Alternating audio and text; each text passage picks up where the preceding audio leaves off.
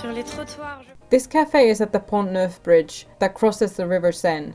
Though they take the metro on the show, in reality it's only a 4-minute walk away from the Louvre. The route they take is actually pretty hilarious. So they start here at the Louvre. Then they supposedly run all the way here to École Militaire. Of course on the show they go to this fictional metro station called École de Coeur instead. And that could be anywhere since it doesn't actually exist. But this remains ridiculous once you see where they are actually going. Then they ride the metro from here to Pont Neuf over here. They could have just done this. je pense à toi. Sur les boulevards, je pense à toi. Dans la nuit noire, je pense à toi.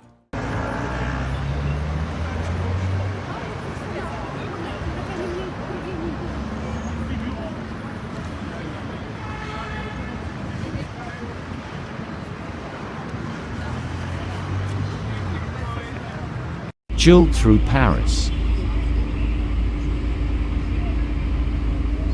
Suddenly I see Kit Connor and Joe look.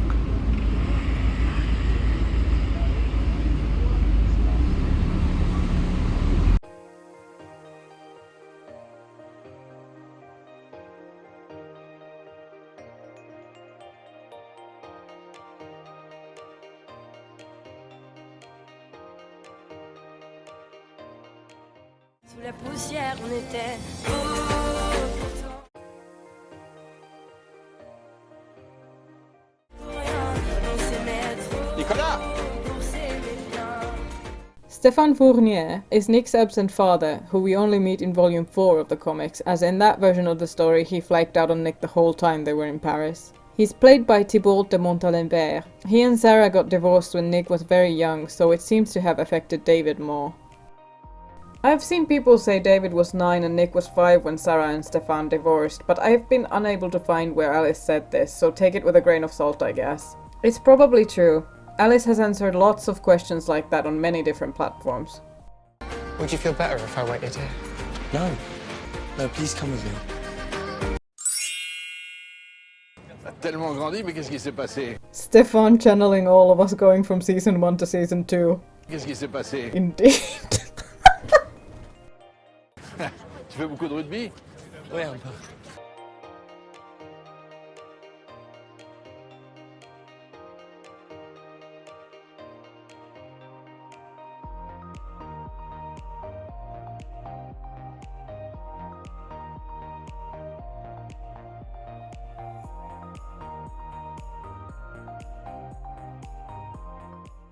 This is my dad, Stefan. This is my... If you don't have your heteronormativity glasses on, that's such an obvious giveaway that he hesitates what to introduce him as. I'm Charlie. Nice to meet you, Charlie. Coffee. The café. RIP to those coffees that were never seen. So, you meet Nick in school? Yeah. And here's the hickey your son gave me last night. So good to see you in Paris. You never visit. Why exactly is he expecting his 16-year-old son to make all these trips to Paris if he can't visit him in England? When he was younger, he would visit every summer. You mean by himself? Or with David? Or with their mom? In any case, he's a minor, so it's not really up to him to visit. When do you graduate? Must be soon now. I've still got 2 more years left. Ah. I would have invited you this summer, but Martine is having this new kitchen fitted. The apartment is a mess. That's okay. I'd still like to meet her sometime if you wanted me to. This dynamic is so weird because Nick is the one acting like a parent trying to connect to a kid here. He's trying so hard. Who knows how long Stefan's been with this new partner, long enough to live together, and he hasn't introduced Nick to her yet. I bet David's met her since he seems to stay at Dad's sometimes. Yeah. Perhaps someday soon. Have you been seeing the sights of Paris? Yeah, I mean, most of them. It's been really fun. Excuse me for a moment. Isn't it interesting how he immediately takes this call, but he won't answer his son's text for days? You doing okay? I think so. I'm sorry, boys. Something has come up and I just can't get out of it. I feel like he tried harder to get out of this meeting with Nick than this most likely work thing. But I haven't told you my news. I'm coming to England next week. Small business trip. Oh, Notice how it's a business trip that makes him come to England. And then it's Nick who suggests meeting up. And it's next week and he's only telling him now. When was he going to mention it and give anyone any time to prepare? He hasn't told Sarah. you should come to dinner. I'm sure Mum will be okay with it, and David will want to see you. I miss that boy. We'll see. I talked to your mother. It's interesting that David has this closer relationship with their dad, but where David seems to clearly be competing with Nick, I don't feel like Nick feels like he needs to compete with David as much, even though Nick is at least slightly more neglected by him. Laisse pas tomber le rugby. Les filles adorent les joueurs de rugby. David avait plein de petites copines quand il avait ton âge. Of all the things you could say, you managed to say the very worst thing. It was good to meet you, Charlie. Wonderful to meet one of Nick's friends. Yeah, you too. Well, that was fast. I really thought I could talk to him about you. It's okay. There'll be other chances. He just doesn't... He doesn't know me. I mean, he knows I like rugby, and that's it. There's a popular fan theory that is so obvious it's not really even a theory, that both Nick and David got into rugby because their dad was into it so they could connect with him. All signs point to it, so we can probably just consider that canon at this point. Let's walk back to the coach. You can rant about him the whole way there. Have you still not found her? Oh. The boys are trying to find Wally in Where's Wally? The Great Picture Hunt by Martin Handford. He is of course known as Waldo in America. Alice was asked if they knew the picture book series is called Where Charlie in France.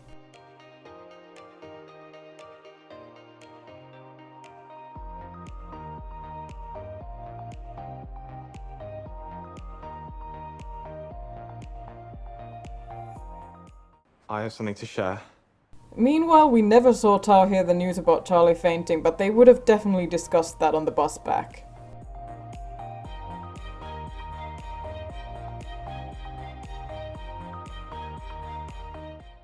Me and Elle kissed. No way. What has been the funniest moment was filming season 2 for you? There's been so many. There's way more bloopers this year. There was a scene that me, Kit, Will and Toby filmed in the bedroom where Tao tells us that him and Elle just kissed. And I don't know what, but we were all on some like weird energy that day. Everyone was exhausted, running on fumes. Yeah. And we were just like giggling all the time, but it sort of worked for the scene. Yeah. We kissed. So proud of you! Oh my god, Tao, you have to tell us everything right now. Quote from William Gow about filming this scene. I don't know what it was, but we just could not stop laughing. It was 3 hours of bloopers in every shot. On my close-up, I'd look over at Kit, and Kit would be fully crying. The DOP was pissed. She was pissed. She kind of initiated it. I literally just went for it and I thought it was a mistake. But it wasn't a mistake! There's a really lovely scene with the girls in the hotel room where Elle tells them that she kissed Tao and all of this gossip and stuff. And it's like, it was a really lovely scene to do because it was just like all the girls and it felt really like sweet, and I never really had that when I was younger, you know, because I'm like I said, I'm like a tomboy.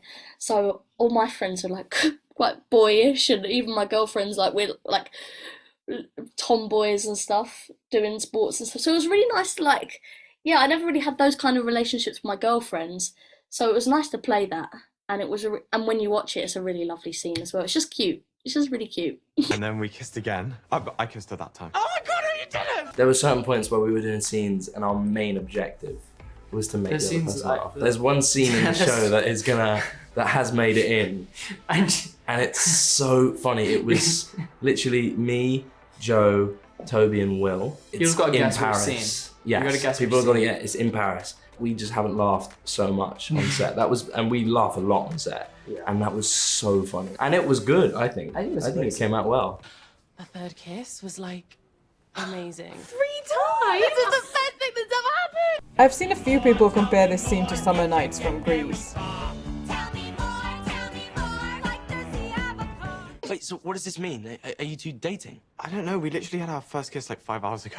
So you need to talk to her. I'm gonna text the girls. Wait. You have to ask him to be your boyfriend. I'm sure he'll say yes. I don't know. It's too soon. Guys, Oh, let's go. Bro, look at this.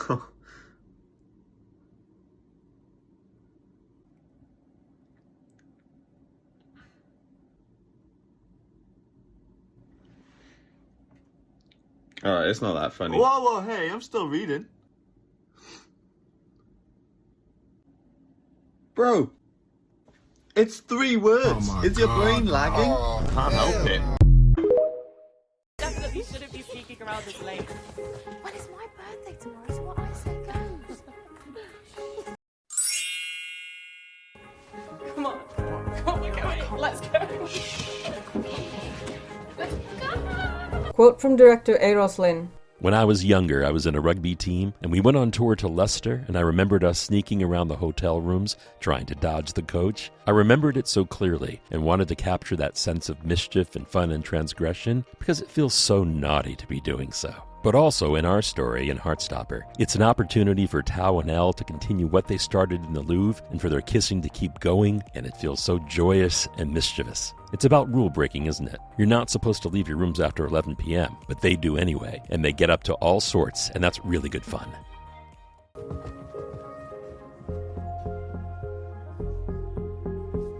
Quote from costume designer Adam D.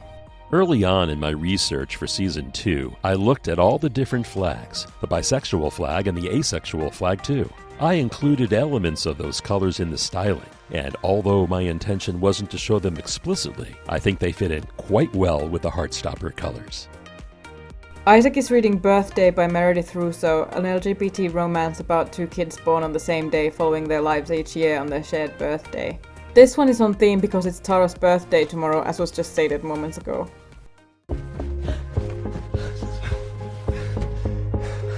Quote from DOP Simona Sushna on lighting the hallway. That was a lot of fun to do. What was exciting about that is I knew the blend of colors is going to give me a white light for the faces, but a lot of weird colors in the shadows. It would create something special that still felt realistic, but reflected the characters and their new love affair. So, like, are we... What were you gonna say? I forgot. Finally. If you even think about giving me another hickey. I wasn't thinking about so that. wrong. How are you feeling? Fine. Seriously, asking Charlie how he's feeling is kind of useless. He's just always going to say he's fine. Charlie, you literally fainted on me today. But how are you feeling about seeing your dad? You wanted to come out to him. I know I've been stressed about coming out, but I don't think I realised how stressed out you've been about it. In the comic, Charlie actually tells Nick he's stressed about being out as a couple in the rugby storage room in what would have been episode 3.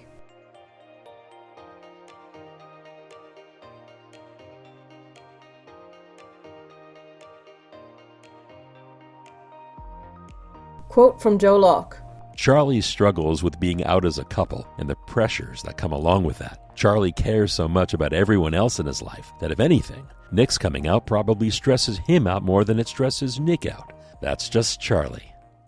I get stressed about everything. You're not special, Charlie. Quote from director Eros Lynn. Nick and Charlie have got so much more ease on the screen than in Season 1. It feels like these two are genuinely in a relationship in which either of them could say anything to the other, and the other will be able to cope with it.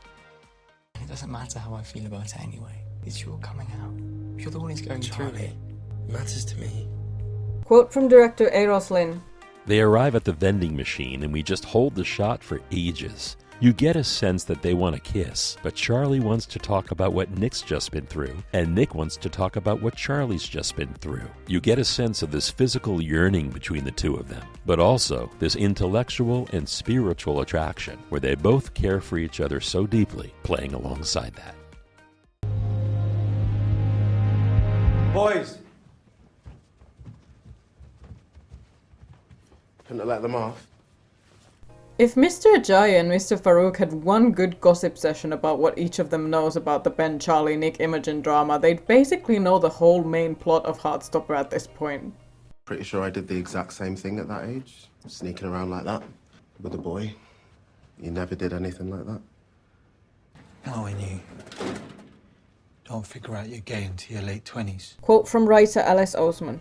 Due to Section 28, which prohibited the promotion of homosexuality in UK schools, queer teachers couldn't be open about their identities or they'd risk losing their jobs. Section 28 was only repealed in England in 2003, though an adapted form of it remained in practice in Kent, where the Heartstopper comics are set, until 2010. Seeing queer teachers on screen with that history in mind is radical and revolutionary. The concept of queer teens being able to reach out to queer teachers for guidance and advice feels almost utopian, even to someone of my age who was still in school a mere decade ago. But hopefully, teachers like Mr. Ajayi and Mr. Farouk are becoming more and more commonplace in schools today.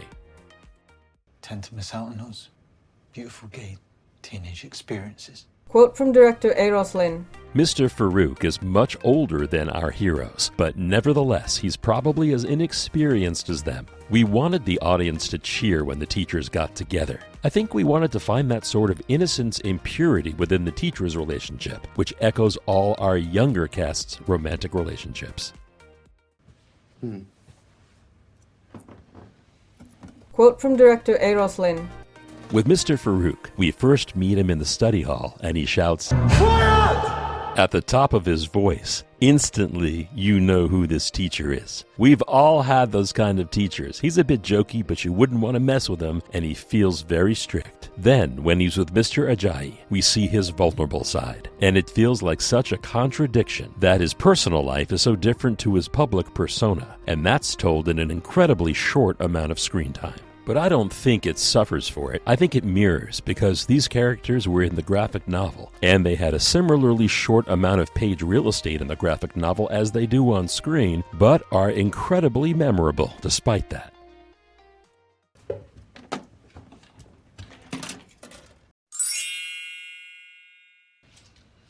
Probably a bit late for me to have any youthful moments of discovery.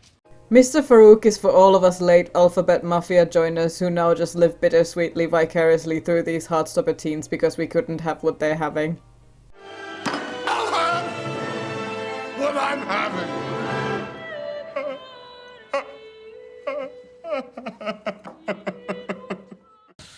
don't think there's an age limit on those, to be honest. You flirt with me? Maybe. I mean, I'd love it explored further. I think they both have aspects in each other that, like, they could both benefit from. I think, like, Mr. Ajayi is a bit of a, like, chill out fun. Actual. Yeah. And then I think Mr. Farouk's maybe forwardness is something that Mr. Ajayi could take on, you know. Yeah, it's a fine line where the directness ends and the repression begins. Yeah. So, you know, I can learn a little something about a little more openness, so I could learn be a bit more direct.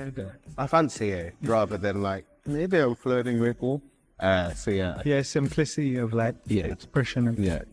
But then I think the effect they have on each other is quite lovely, because I think Mr. Ajayi becomes much more direct and forward as a result of hanging out with Mr. Farouk, and I think Mr. Farouk becomes more open as a result of Mr. Ajayi, so they really influence each other in a beautiful way. Come on. We should head back. Happy birthday to you.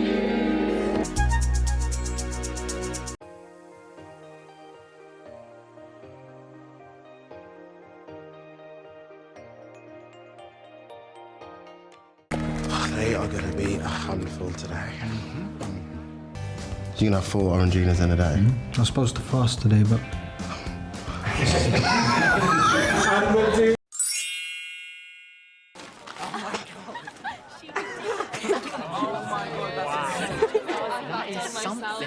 There are so many people selling these custom face t-shirts and socks all over Etsy and Amazon and other websites. I've seen ads for boxers too, if that's your thing. Thanks, I hate it. I knew you would. I'm sorry for being, not a very good girlfriend recently. I'm gonna make it up to you. I've got plans. Big plans.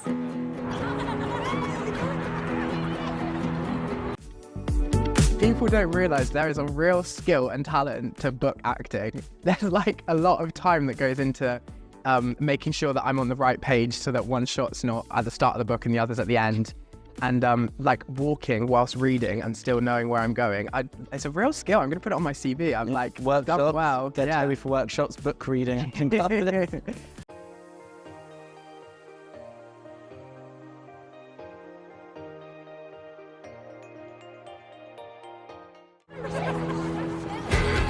Quote from costume designer Adam D.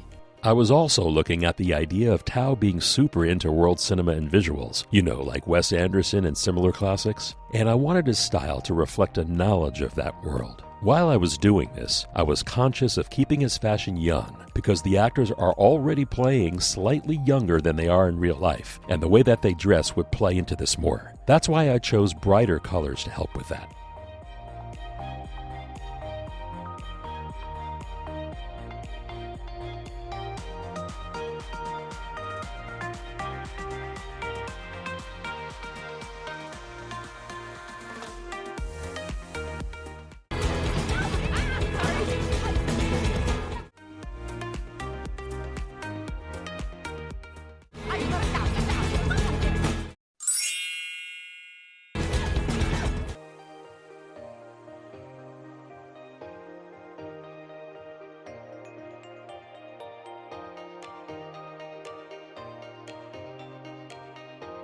Isaac brought along the Jules Verne 1872 classic Around the World in 80 Days. It's about Phileas Fogg, who bets his companions that he can travel across the globe in just 80 days. This is, of course, very fitting for this cute, very touristy sightseeing montage.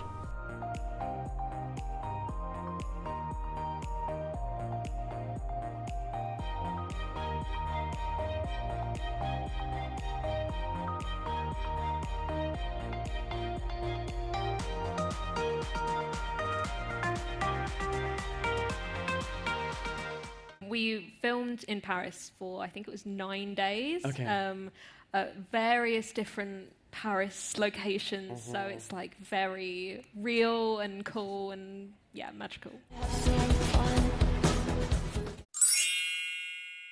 This is a classic Charlie outfit. Charlie has 2 pairs of shorts, 2 pairs of jeans, one black, one blue, and he just switches between them, and a nice jumper. This is one of my favourite He always jumpers. likes to show off his knees as well, even when they're long. Yeah, he doesn't have jeans that aren't, like, they don't have holes in. Yeah. All his jeans have holes in. There's always a knee on display.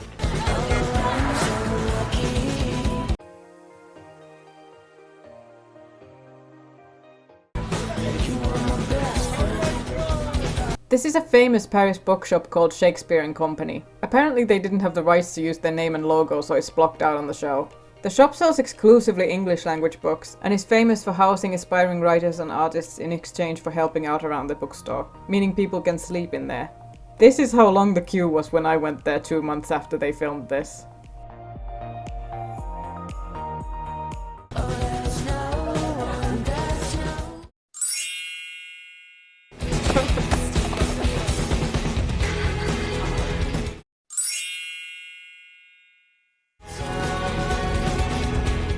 The book Charlie is looking at is The Swimming Pool Library by Alan Hollinghurst. This is a British LGBTQ classic from 1988 about homosexuality before AIDS. Charlie. Selfie means self-portrait, as in a picture you take of yourself.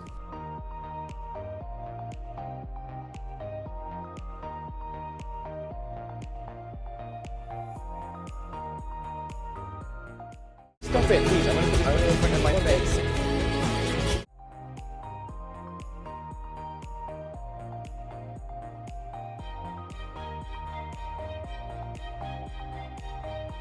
There are some Alice Oseman Easter eggs on these shelves on the right. There's Radio Silence, the book about Aled, the Heartstopper comics character who Isaac replaced on the Netflix version of Heartstopper that Isaac was reading in Season 1, Episode 5. There's This Winter, the novella about the Spring Family's Christmas set in the middle of Heartstopper Volume 4. The meta implications of there being a book about Nick and Charlie's future right there are quite something. Then of course the biggest paradox of all 4 volumes of Heartstopper that were out at the time are right there for the taking. Imagine them picking up volume 3 and seeing themselves in this same bookshop doing the very same things they've been doing with only slight differences. What a Twilight Zone moment. It was trippy enough looking at the books in the shop in real life when I visited. Supernatural. 2 guys use fake IDs with rock aliases, hunt down ghosts, demons, vampires. What are their names? Steve and Dirk? Sal and Dane? Sam and Dean? That's it! You're saying this is a book? Supernatural by Carver Edlund. Along a lonely California highway, a mysterious woman in white lures men to their deaths. Give me that. Yes, I was kinda one of those supernatural fandom people, but in my defense, Alice was also a similarly Tumblr person in those times, so... Look at the size of that book pile. Look at the size of Isaac's bag. Oh dear.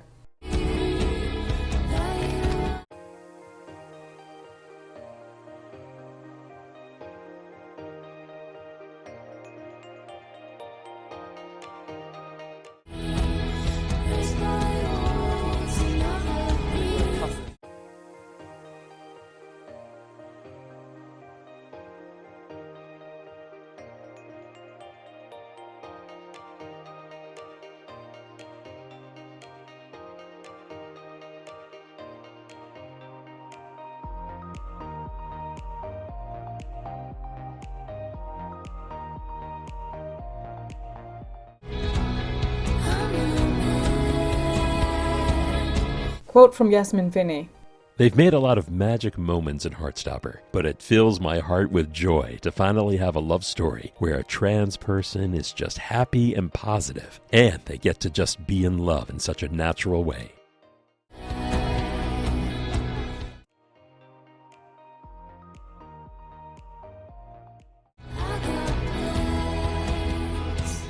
I also just hate wearing jean shorts, and I have to wear a lot of jean shorts on this show. This was filmed in Le Marais district, a hip and LGBTQ+ friendly corner of the city full of boutiques, restaurants and bars. This restaurant is called Le Jeu, and their official TikTok account posted behind the scenes clips.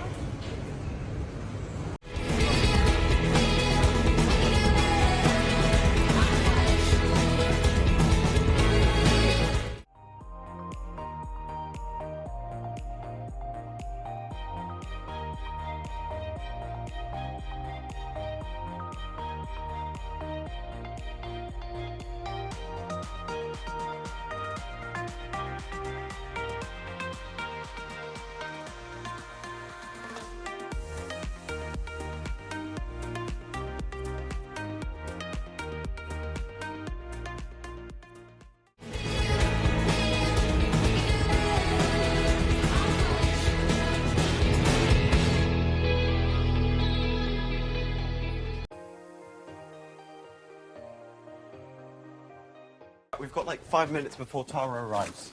You go ahead, we'll meet you there. All right. If you wanted some privacy with Nick, you could just say so. Here is another pretty big It's a very costume Nick piece. jumper. Because yeah, Nick wears this costume a lot. In this season, he wears it on the way to Paris, and then, funnily enough, Charlie wears it. Charlie wears it at the party, Darcy's birthday party, in the Paris bedrooms. Apparently, one of the episode 6 Paris Hotel / Tara's party filming days was the day to accept awards and announce the Heartstopper yearbook.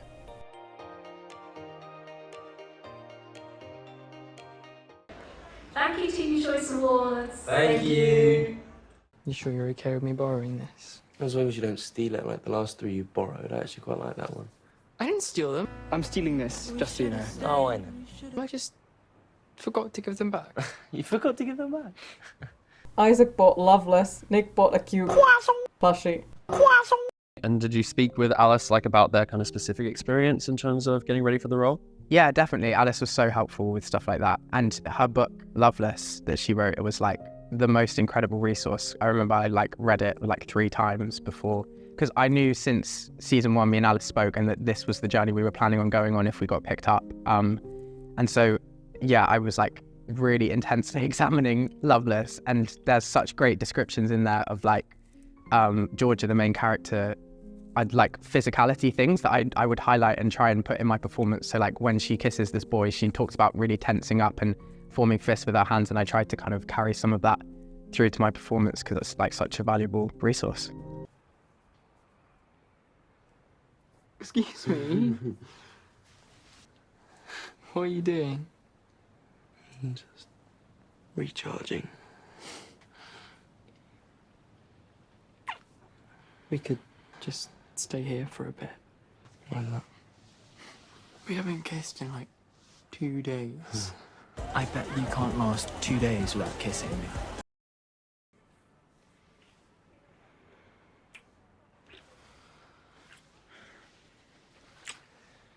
Right. Come on. We're gonna be late. I hate you. Well, at least he didn't bonk you on the floor. No, you like me. I really don't. Finally! Number 1. How did she know this was them and not Tara? You did all of this? Hey MTV, welcome to my career.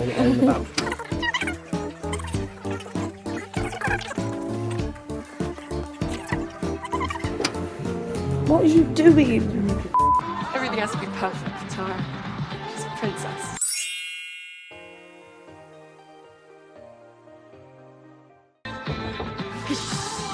They're about to bring her in.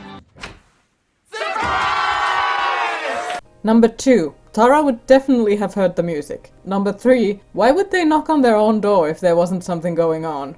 There's no way Tara was actually surprised.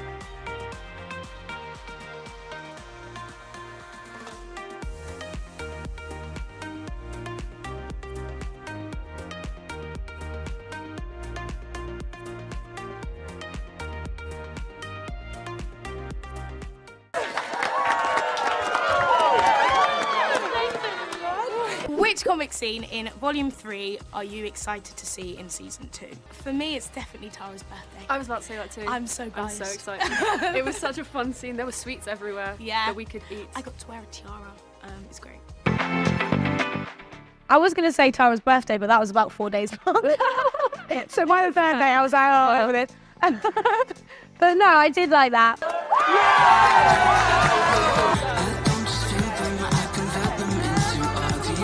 A lot of the scenes in the room in France that we shot at home, actually, like in England, there were a lot of mistakes and bloopers that time. A lot of falling over. There was just too many people. It was in the quite room all funny, the time, and it was just such a small space. When I like completely fell over. We were doing like a running down the hallway. Was it down the hallway? And that's when you slipped. No, I slipped all the time. At It the was the party at one. The party scene. Yeah. I was supposed to be playing drunk, so it like might make it in. But yeah, no, I fell very hard. That was funny. I did laugh as well. Like, and before you hear the cut, you just hear me going, ha ha.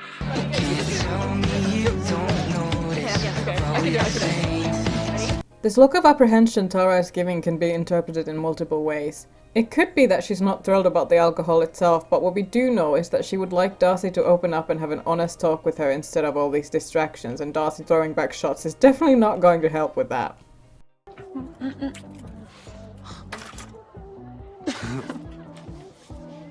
Quote from DOP Simona Sushna on lighting the bathroom.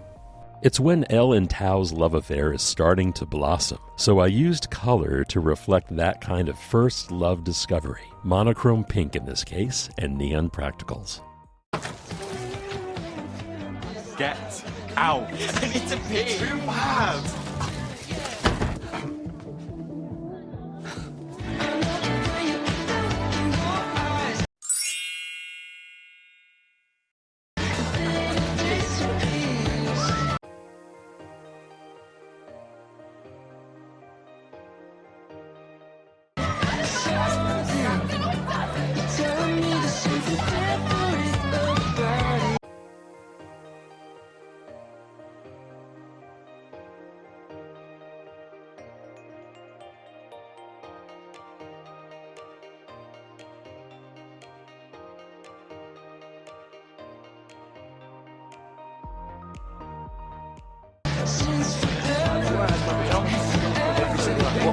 It seems they may be talking about Charlie getting Nick a t-shirt like the one Darcy got for Tara.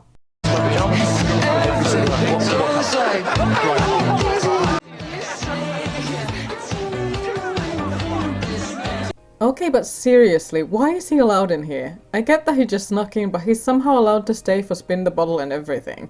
Even when Harry is denied entry, Ben is still there. At this point, everyone knows he's an asshole. Even if we disregard his stuff with Charlie, Tara and Darcy would not allow Imogen's shitty ex here to make her uncomfortable. The book Isaac just put down in frustration is fittingly named Crush by Richard Syken. This is another LGBT book of poetry, this one driven by obsession and love. Very thematic for Isaac's disconnect from the hormonal teen culture everywhere around him at this moment.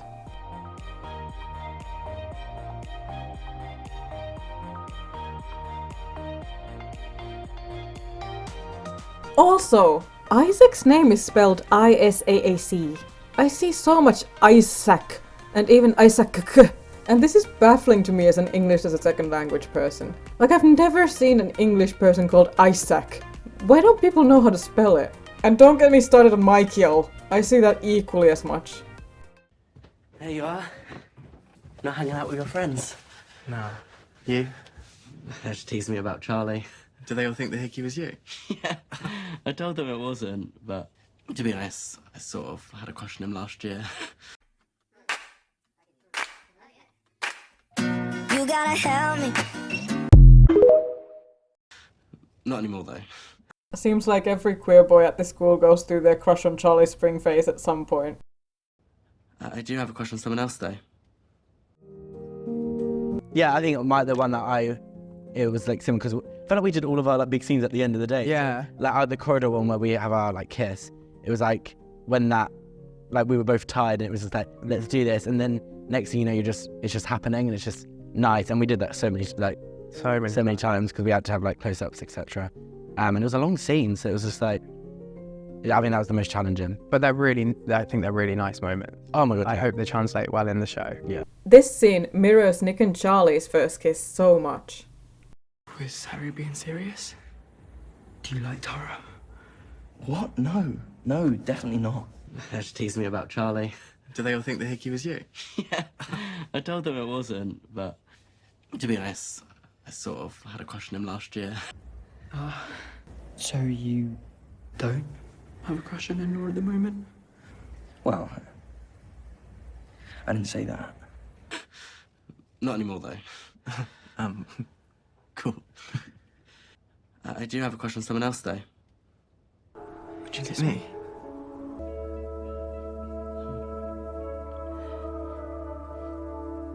Yeah.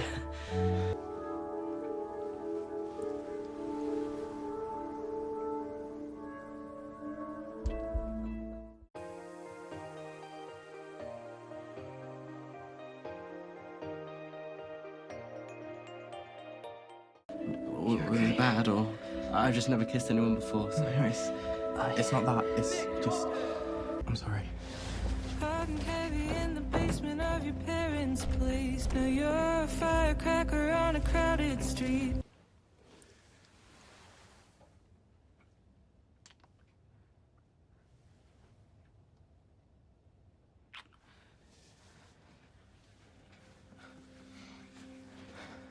Ask me all the questions that your parents wouldn't answer. You let me in, you wouldn't. Yeah, the shoes, that's on a lot of the Converse and the Vans that they both wear. So I think those things really had to be part of it because they're really big parts of Charlie and Nick's personalities that are ingrained in all the illustrations, really. We keep escaping parties to hang out with each other. I'd rather hang out with you anyway. Should we go somewhere quieter again? Okay.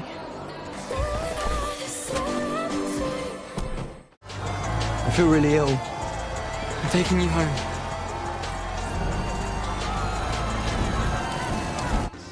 Are we gonna do it every time? I hope so. No, I'm not gonna drop you. Whoa, okay. Can we leave?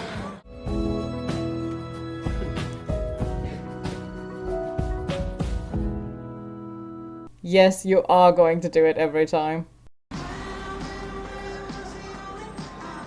The hotel set included a physical balcony with a set extension made in post, to give the impression that Nick and Charlie hide from the party on the top floor balcony overlooking Paris at night. This was achieved with a green screen and compositing plates, which the VFX supervisor Joe Batten shot in pre-production.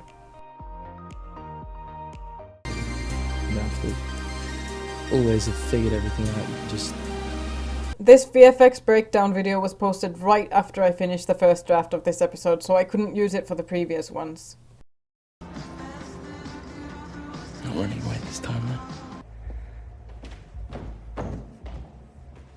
No. Please don't. Sorry to interrupt your very obvious flirting, but it's alcohol time. I'd say this is far beyond just flirting. They've reached the whispering sweet nothings into each other's ears territory. Okay. Oh, that's a lot. I'm sorry. Enjoy. Parents never let me have alcohol. Well, my parents aren't here now. I was actually quite surprised we were still able to have the whole plot with alcohol and the Hickey plot in season 2, because season 1 was targeted to such a young audience, it seemed like the later seasons might have to get censored to avoid a higher age rating. Thankfully that was not the case and no plot elements were completely scrapped due to censorship. Heartstopper's age rating varies wildly from country to country, all the way from 6 in Germany to a shocking R21 in Singapore. I'm lucky to be watching in a country where the rating is 10+. Seeing those other ratings really makes you think. What our show does really well is when it tackles problems or issues that may not seem very quote-unquote Heartstopper. It does so with the light always at the end of the tunnel. You always know that it's going to be okay at the end, which I think is so important, especially for like younger queer people, especially in the turbulent societies that we live in, to know that everything will be okay, even if it doesn't seem like it will be now. And I think Heartstopper is like, it's realism if we lived in a world where everyone felt like they could be who they were. And whether we live in that world is different in wherever you are in the world. But that's why I also think that like Netflix is such a perfect place for a show like Heartstopper, because it has just such a huge reach around the world. And our show is available in countries where being gay gets you the death penalty. And shows like Heartstopper existing within those spheres and in those places in the world is so important in changing people's views and opinions and kickstarting other places' path to acceptance. Okay. Oh, that is disgusting. Wait, I've got to try it. I'm sure it's not that bad. No, it is. Trust me. Oh, wow. That hits you immediately. What do you want? What, can me and my boy come in, yeah? No. I invited you to my party. Yeah, well, no homophobes at my birthday party. Yeah, leave. Come on, man, everyone's here. Including this buzzkill gatecrasher for whatever reason. Can I not just talk to Nick and Charlie? No, they don't want to talk to you. What do you mean they don't want to talk to me? What do you want? Look, I just wanted to say I'm sorry. I know I've said some homophobic stuff in the past, but I feel like I know better now.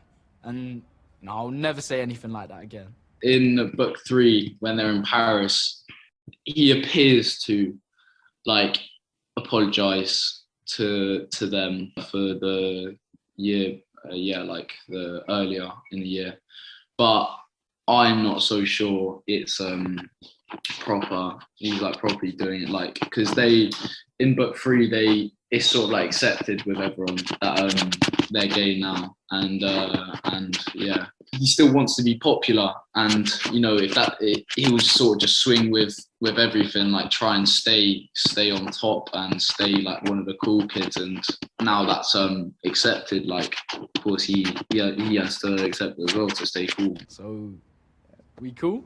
Can we come in? No.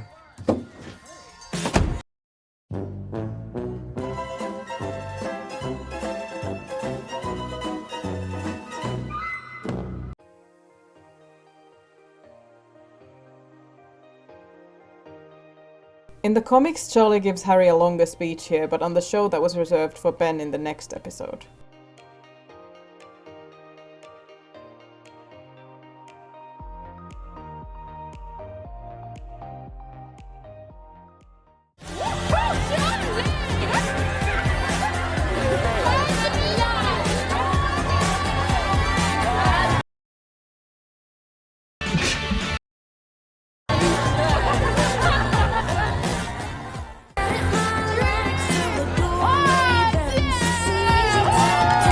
That was like, I can't remember if we shot that in one, I think that was a one day.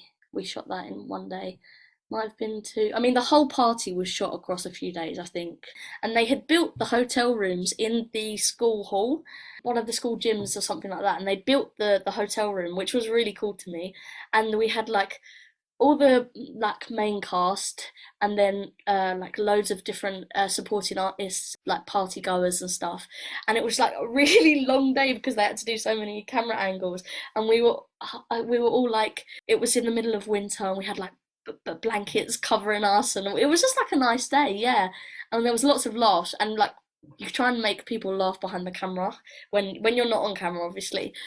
That day was really fun. Probably like it was probably stressful thinking about it because it was maybe a long day or whatever, but none of it felt too stressful because you're kind of doing the job that you love. I can't think of any specific moments. There probably were. I think actually coming back to it, I think someone farted and we were all trying to guess who farted. And to this day, do you know, or is it still a mystery? No, actually, that memory has only just come back to me. I can't remember who did it. No, I don't think we ever found out. Maybe it was Bradley. I'm going to blame Bradley. He's such a farter.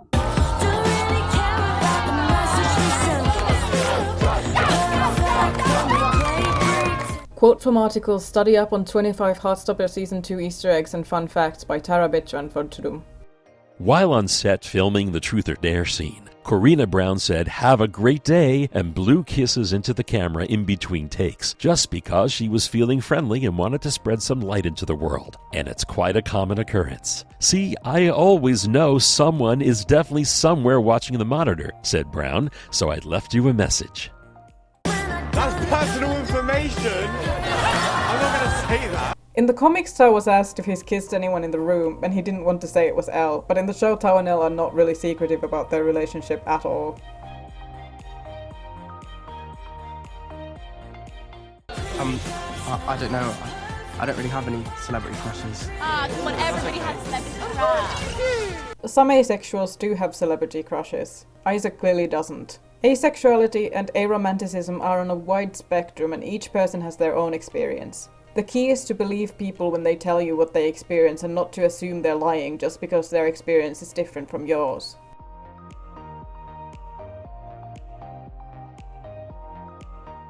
Imogen got a boyfriend last year and then stopped texting me. No, you stopped texting me. I think Imogen and Sahar have been friends since like primary school. Maybe like they live on the same street and they've like walked to school together and they've kind of grown up together as like really close friends. And I think it was a miscommunication, that falling out between them. Sahar probably, like I said before, she really values like loyalty and honesty, and I think maybe that's something that Imogen she didn't think Imogen was giving her, and they had like a bit of a falling out. But over the season, you kind of see them progress and like find their friendship again, which is nice. I think straight off the bat, you know, because in the description it says she's very cynical and no nonsense, like you said. So I think honesty is a big quality for her that she lives by, because I think, yeah, for her it's probably more important to be honest than get bitten in the arse later on by saying something but about someone and then like them finding out and blah blah blah. So I think that's being honest but in a good way, and I think loyalty is probably important to her. She holds her friends very close and dear to her. Quote from Rhea Norwood about Imogen and Tahar.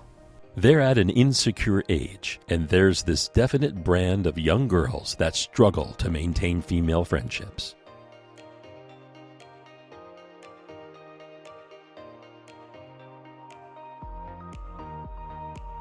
Darling, come on, I know you've loved me for years.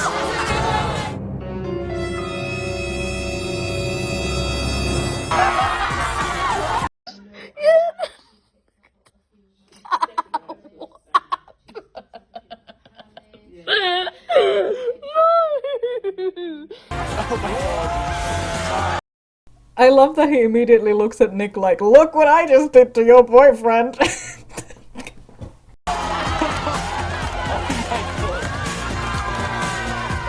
Quote from director Eros Lynn.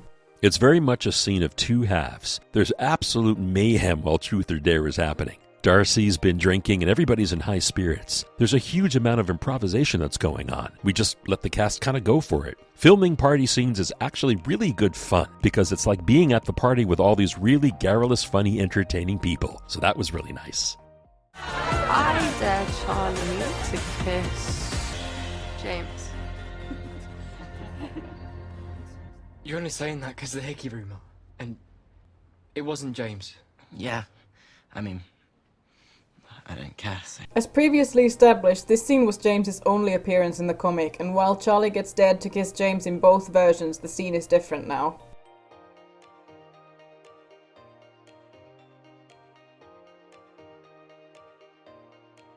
It's the Truth or Dare scene. Yeah. Because basically, obviously, when you do a close-up, it'd be a close-up and then Toby would be on the other behind the side. camera for your eye line. And he would just be doing weird faces. But I think I did it to you. I think I was a bit like... I went out there that day and did it back to you. We're not always that silly. We are professional. But sometimes we have to be. Fine. I dare Charlie to kiss Ben. Who is this shit-stirring kid anyway? I saw on the actor's Instagram at Ruby Mendoza that the character's name is Millie. Fans have pointed out that this kid seems quite gender non-conforming, having queer energy, but has been very antagonistic about Charlie, hanging out with Harry's gang of lads and laughing at Charlie. You get Mr. Farouk! Nick! Charlie? Charlie?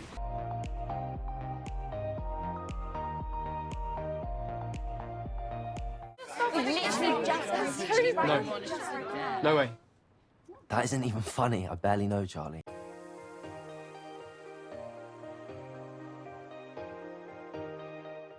This game is so stupid. I'm tired anyway.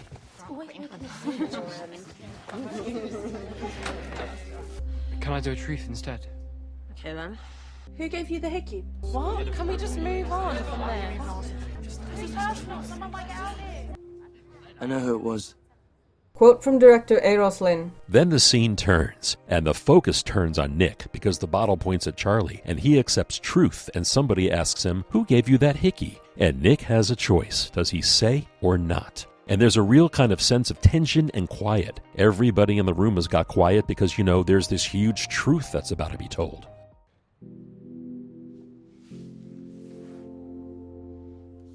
Quote from director Eros Lynn. And Kit plays it with such... He's so contained, and he's so quiet and deliberate and confident. That's another scene that gives me the shivers because it's incredibly moving, because he's jumping off a cliff in that moment. He's telling the world that he and Charlie are an item, and he's in a gay relationship. And it's huge. The jeopardy's enormous. Me. We're dating.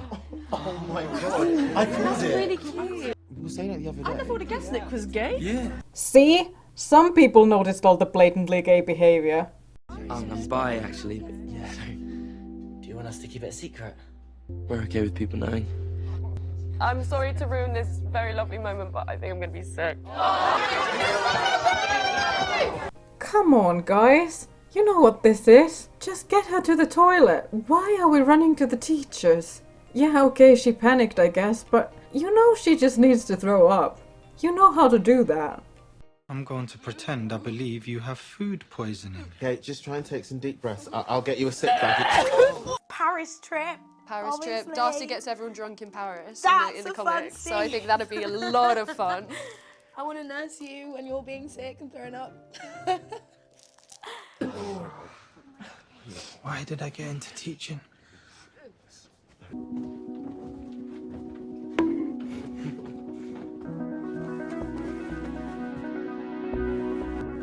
What are you doing? No, I'm not gonna drop you. Whoa, okay. Whoa. Take a bit there we go.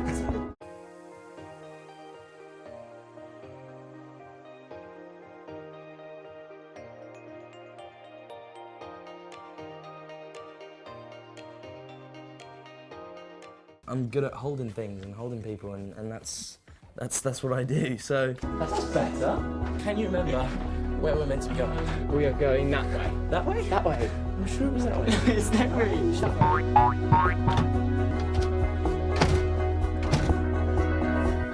You came out to a room full of people. Yeah, I guess I did. Do you think it's gonna get passed around? Like, do you think everyone in school's gonna know about it? Yeah, probably. Whatever happened to... I hate being honest. I know.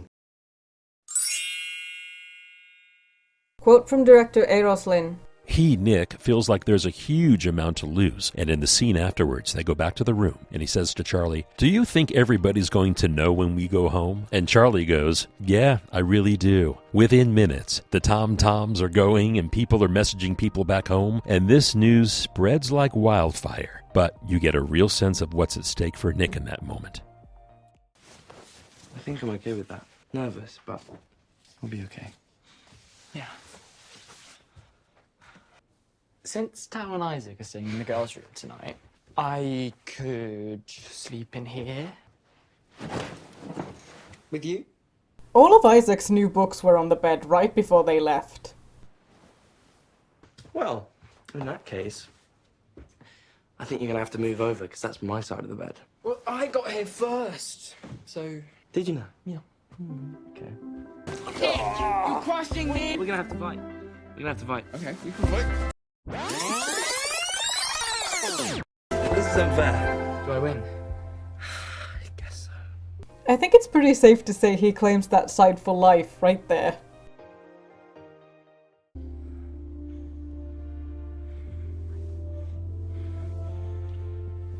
Payback. Is this okay? Yeah. That didn't sound very sure. Sorry, I do like it. It's just, I'm not sure I'm ready to do anything more than kissing. No, I didn't think we did that right now. Oh, I do want to. Yeah. Me too, eventually. Yeah, same. Okay, so, there's a lot of talk and debate about the issue of sex or lack thereof in Heartstopper. Frankly, I'm so sick of it and I hate it. It makes me so mad. There are people being super weird on both sides. There are people saying it's all puritanical propaganda and not realistic that teenagers would wait to have sex. Mind you, we've known since the Nick and Charlie novella came out in 2015 that Nick and Charlie do have a sex life later, and now the comics have also gotten to that point in Volume 5. I find this a bit infuriating because there are canon reasons for why they are waiting, and Nick saying he's not ready should be enough anyway.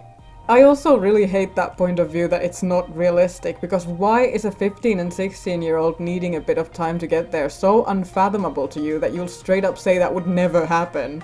That is frankly insulting to everyone who did things at their own pace that just happened to be slower than yours. We are all different, and why do we need to all go by this one formula? Also, every other queer show, especially about queer men, is already so full of sex. Why does this one have to do that as well? On the other side of the debate, there are also lots of people who treat the whole idea of Nick and Charlie having sex as some totally weird thing that should not be shown or alluded to in any way and makes them uncomfortable. Some of these people are minors, so I kind of get why they may feel that way. Some of these people are adults who are uncomfortable with TV shows showing them minors having sex. I also understand that. I just find it weird how extreme people's stances on this can be from what I keep seeing. Then there's also the weird side of the fandom on TikTok that is absolutely fixated on this one jokey line in the Nick and Charlie novella about sex in a pillow fort that is literally all that is said about it, that it happened once. And they've made the pillow fort into some massive inside joke like that was the most scandalous thing they've ever read. Now, I'm an adult that doesn't typically like YA at all, actually. I normally prefer adult media with adult stuff in it, but this is my favorite show ever and I appreciate it exactly for what it is. I find this obsession of sex in Heartstopper really exhausting because it's just blown so out of proportion. Sex is normal. Not rushing into it is also fine. The way this show approaches it fits with the tone of the show, just like how the sex scenes in It's a Sin are fitting to that. Can we just chill about it, please? We as queer people have many stories to tell, and this is one of them. This is a largely positive story, largely not centered around transgression and driven by romance and love, and something that can be carnal and pure. And I think it's it's one of the exciting things about the show that its positivity is something that's intertwined with queerness. And I'd only want to do it if you did, and if you didn't ever want to do it, then I wouldn't either. Okay, that is a pretty 15-year-old thing to say. I'm sure he means it now, but this is also yet another instance of Charlie being ready to sacrifice his wants and needs for Nick, as he has been all season long. They are very good with consent, so sure, he wouldn't ever do anything Nick didn't want to, but we've already established this is something Charlie will definitely want for them, so he's a bit too ready to sacrifice himself again. It is a very sweet sentiment to say though, and I'm sure Nick really appreciated it. That sounded really cheesy. Oh, I'm so embarrassing. I think we both are, to be honest. Why are we like this? I have no idea. Kissing's still okay though? My name's Elle. I can draw art. Look at my amazing art. Look at my amazing... I found another absolutely bizarre mistake in the audio description for the visually impaired in this scene. In the next bed, Imogen sleeps with James. James? Who wrote that, and is their vision okay? I think it's true of life. Like when you you're in Paris, right, with your friends, you're kind of stuck in that situation. You can't get away.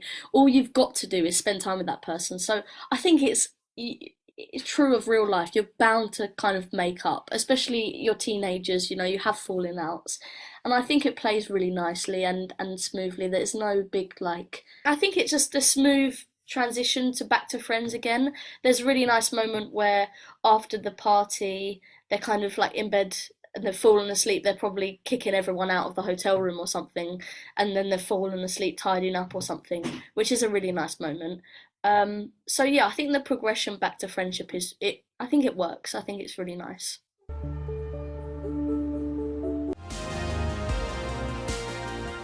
It's an interesting parallel that Aled gets to have this happy moment alone on the balcony in the comics, and Isaac is doing the same but sad and alone.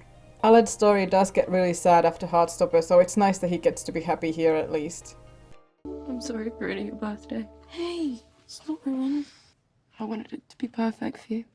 Quote from Kizzy Edgell on their difficulties with the dramatic acting.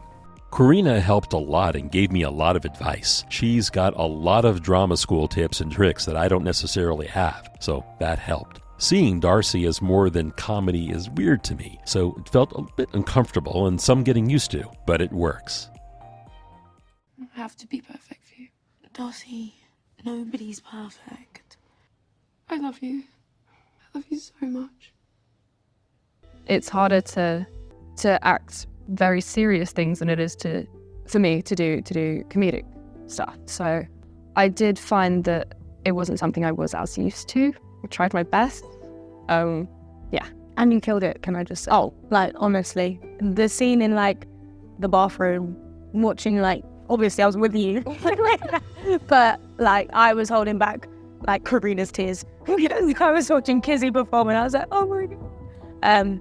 But yeah, I'd say for me as well, I think the emotional stuff is in Tara's realm. And I think I do enjoy playing that, and I do enjoy finding her truth in those moments as well. Throughout this season, we see a lot more of that because she's she doesn't know what's going on and she's trying to help like classic Tara trying to help everyone. Do you remember when we got the first draft? Yeah, we read it through, and Alice was actually really. Alice is always good, listens to what we have to say, and I remember I said I thought it was like some parts of it were very. I was crying. I was like, this is very hard. It did feel almost not Heartstoppery, but then we discussed that, and then changes were made, and I think now it's like, okay, you can like you watch it and there is hope. We still have the hope there. We don't shy away from the issues, but yeah, and I think being able to speak to Alice about that was good for us. I know it sounds like I don't mean it because I'm drunk. I really do mean it. I love you. It's so gross. I was just sick. I don't care. Okay, but where are they meant to sleep? There are 7 people staying in this room with 2 beds that can definitely only fit 2 people each. There are no extra mattresses, possibly no extra blankets. They may have enough pillows, but people are already sleeping on them. Isaac is also not really in the mood to be social, so why is he still here anyway? I get that he definitely is not in the mood to third wheel Nick and Charlie, but I don't think this will be a comfy night in this room. Also, I feel so bad for the cleaners. They're probably leaving pretty early the next day. Hotel checkout is usually around noon anyway. And they are not going to clean this all up. There's confetti and streamers and balloons everywhere. Also, I bet other hotel guests were so bothered by the noise. Old European hotels have no soundproofing. Everyone trying to sleep around them had such a bad night. Cute. Are you gonna report her? Well, she can't get in trouble for having food poisoning, can she?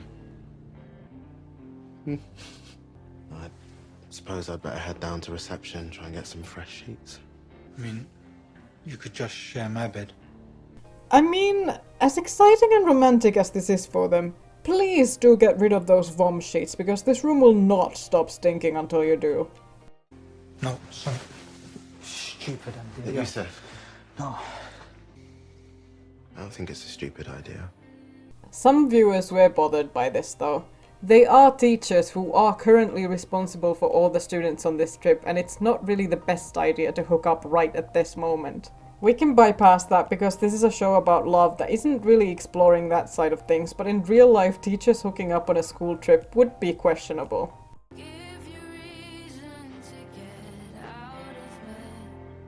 Quote from director Eroslyn when asked about why the teacher romance was important. Because falling in love for the first time is a lot like falling in love for the third time. Or, for Mr. Farouk, I think he is falling in love for the first time. I don't think he's ever been through this before. For him, he missed out when he was younger because of where he's from and the environment in which he grew up. And this is him losing his heart for the first time, and it echoes brilliantly with what our teenage lovers are going through.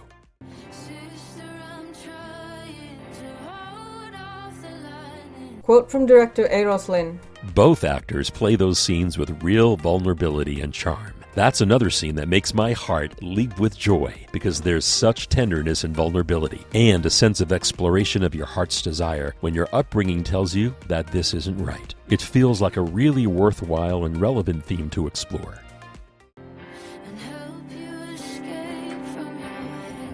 Alice was asked in her Patreon Discord Q&A event about whether there was a reason the teachers didn't get animations. According to Alice, they just simply didn't think of it in the scripting or editing phases. I'm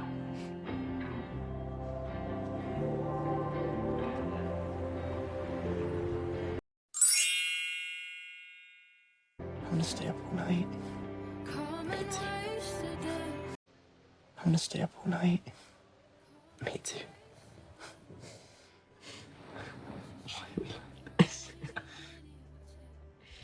Show me your things. Show me. Thank God for Mr. Vagina. Try my command.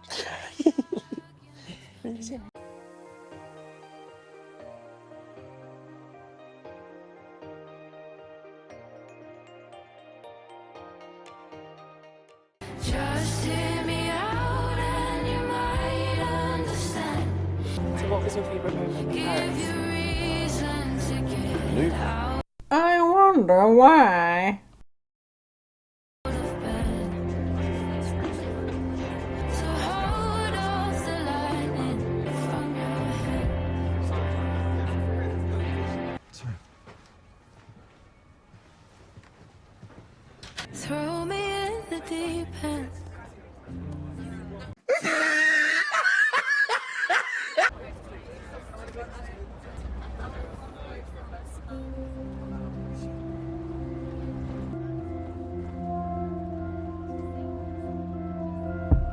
Charlie's jumper is looking familiar. It's the one Nick wore in Season 1, Episode 7. By the way, if you ever want to buy an item of clothing you see on the show, or even worn by anyone from the cast pretty much anywhere, you can usually find links to the specific items on wornontv.net/Heartstopper or on the Fashion of Heartstopper Twitter/X account at fashionofhs. And with that, we're done with episode 6 and the Paris trip. Back to Truum for the last 2 episodes. Sorry about having so many pictures without sources. I tried all the reverse image searches I could do, but they usually just find some Brazilian fan account, and I don't want to credit the photos to them when they're clearly not originally taken and posted by that person. Sometimes the pictures just get circulated so much it's impossible to know where they actually came from with the tools I have.